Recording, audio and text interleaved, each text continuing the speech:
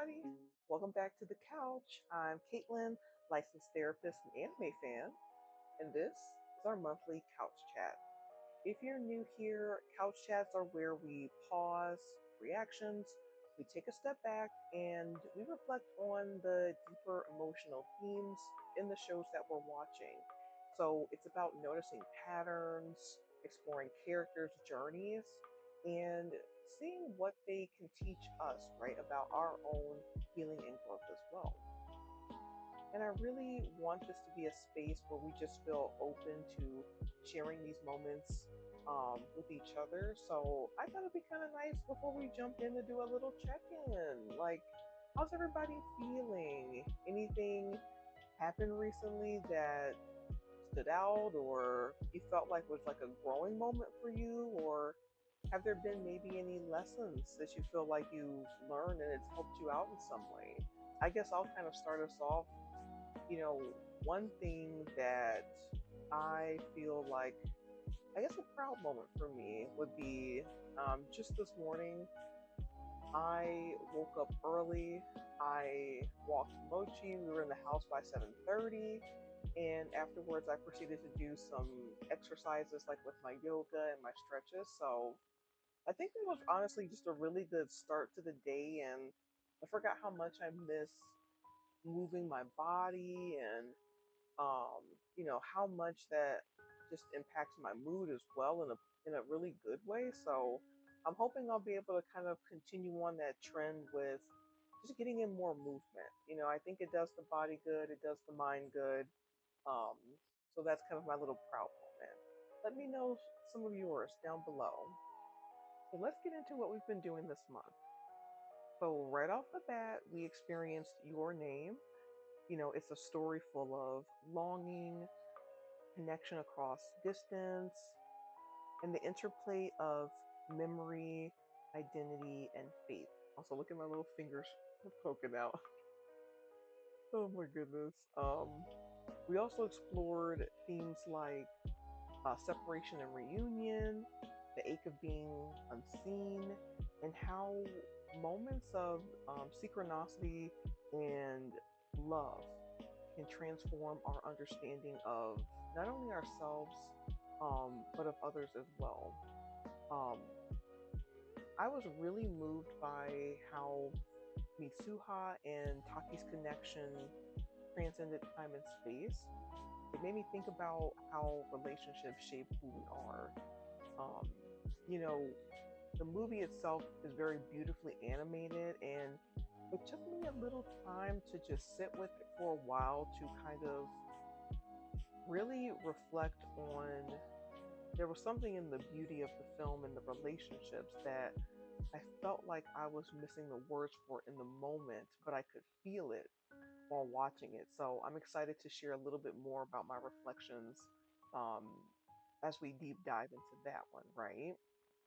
Um, but some other things too, right? We continued with Fruits Basket, episodes 7 and 8. We explored Hattori's warning to Toru. We saw his heartbreaking backstory with is it Hana? Hana? I forget the name exactly. Toru's tears for him, and then that really powerful metaphor, right, of winter and spring.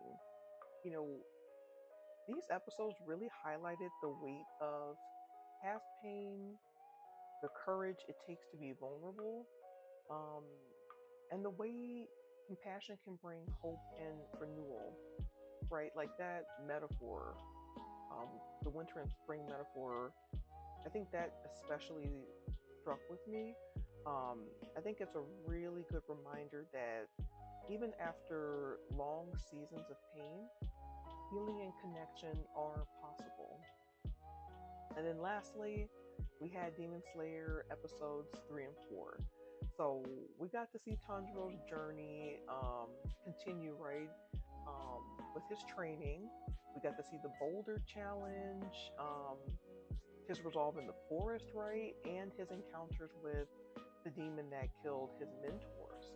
Um, and then passing the test, I think that's really showing his discipline and also continuing that theme of transforming grief into growth. Yeah. And so yeah, we had some really good episodes, a great movie this month. Um, I think they were really entertaining and really meaningful. Um, I would say the thread this month would be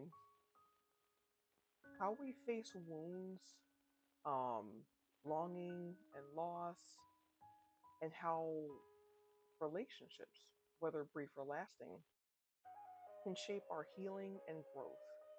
So, from Mitsuha and Taki's fragile yet powerful bond, um, to Hattori's bittersweet story, to Tanjiro carrying the lessons of his mentors, each story reminds us that connection is where transformation begins. So, what resonated most with you this month? Was it, in your name when we see that longing and connection? Was it Hattori's vulnerability in Fruits Basket? Or was it Tanjiro's resilience and courage during training and testing in Demon Slayer? Please drop your comments. I'd love to hear your thoughts, and just hear about what moments or characters that you felt the most connected with this month. Okay, so let's get into this deep dive, right? Specifically, I really want to touch on the beauty in your name, right? The way that relationships shape us. I felt like I kept coming back to that as I was sitting and reflecting.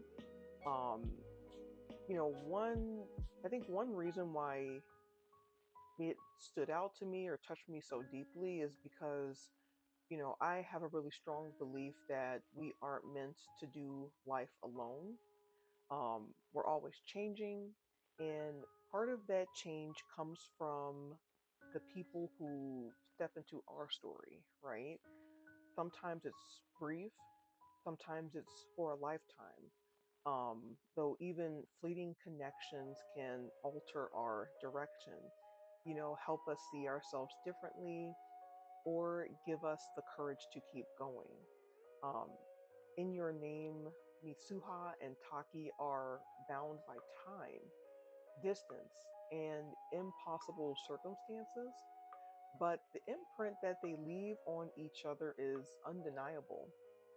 Their connection is fragile, it's fleeting, but it's also deeply meaningful. It shows us that the value of a relationship isn't measured in its length, but in how it shapes who we are becoming. And I thought that this was actually a pretty good through line for the other shows we've been reacting to as well, right? So let's take for example in Fruits Basket, um, Hattori's backstory carries that same truth.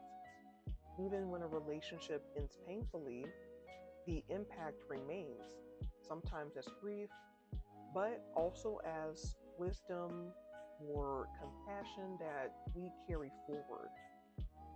Toru's tears for him show us how witnessing another's pain, even briefly, can be healing. And then in Demon Slayer, Tanjiro embodies this lesson. The guidance of his mentors, Sabito and Makuma, didn't last long in his life, right? But it permanently shaped his resolve, his empathy, and his growth. Their presence continues to live through him, right? So whether it's Misuha and Taki, Hattori and Toru, or Tanjiro and his mentors, these stories remind us we are not meant to carry life alone. Relationships, no matter how fragile or fleeting, change us. They teach us, shape us, and sometimes even save us. And that to me is one of the most powerful truths about healing. All right. So, what are we going to be getting into next month? Of course, we're going to be continuing to follow Fruits Basket and Demon Slayer. And for our movie, I am going to be reacting to the movie Wolf Children. And this is going to be my very first time watching it. So I'm excited to explore, its themes. I've heard there's some things in there kind of like, I think, family, identity, growing up, those kind of things. So I'm excited to get into it. Um, as this is going to be my first time watching it, you're going to get a really raw reaction from me. So look forward to that for next month. Before we wrap up, here's this month's quote. The wound is the place where the light enters you. It perfectly reflects what we saw across Your Name, Fruits Basket, and Demon Slayer. The longing, the grief, the heartbreak, all of those wounds became spaces where transformation and connection could enter. Whether it's Mitsuha and Taki's fragile yet powerful bond,